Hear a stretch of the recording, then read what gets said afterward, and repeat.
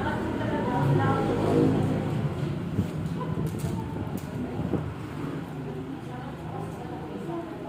Mike.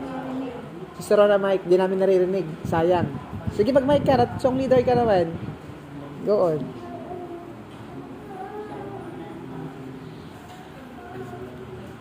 Sa Diyos po. Sa totoo lang po,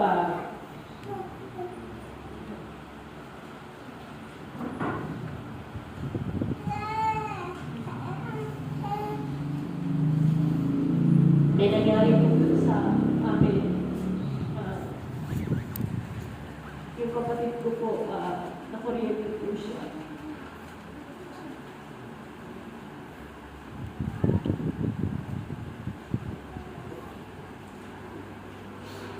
Piling po nila ako pinapauwi. Pero alam ko po na may plano si Lord kung bakit po hindi po ako umuwi. Dahil alam ko po na kahit po nandito ako at kahit nandun sila, nandun yung mapagpalang kamay ng ating Panginoon. Amen. Yes. Na siyang aabot sa kanila kung saan sila naroon. Praise God po. Talagang ilaw po talaga ni Lord na wala po akong pagsabihan. Dahil ako lang po talaga ang Diyos ang nakakaalam. Kaya ako ang lingwa talaga po. Doon po. Niyak po sa Panginoon. Siya po yung talagang kumilos. Yung kanyang pangyarihan. Praise God po dahil alam ko po sa loob ko noon na pinagaling na po siya. Amen. Yun na po na tumatawag ako yung kapatid ko na bumito. Pero hindi ko ako talaga makapagsabi na umuwi ako. Kasi nga po,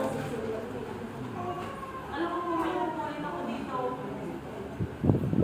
May ginagawa po ako, kaya talagang andun po na hindi po ako makapag-isay. Pero yung asawa ko po, hindi niya ako sabihan ko po.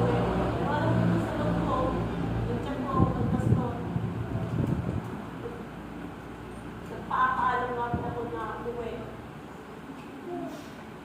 Yun po na sinasabi ko. Pero sinabi ko rin po na okay na po sila doon.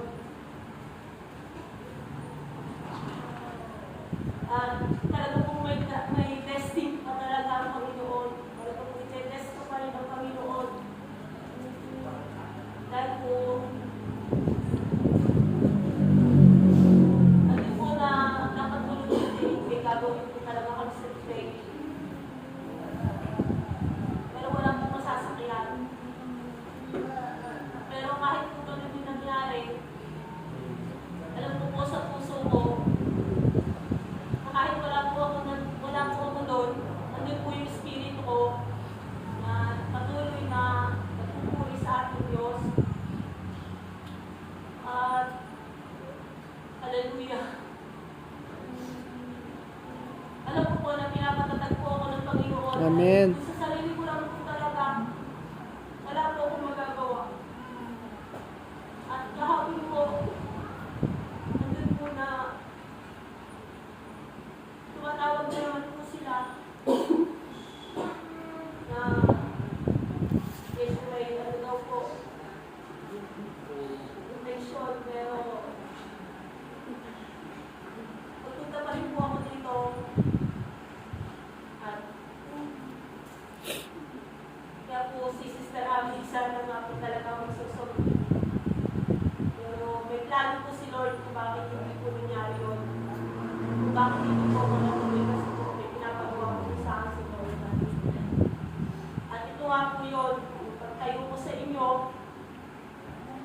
na nakita sa kabila ng mga pagsubok, nandito pa rin po tayo na nagpapakalakas, nagpapakatatag,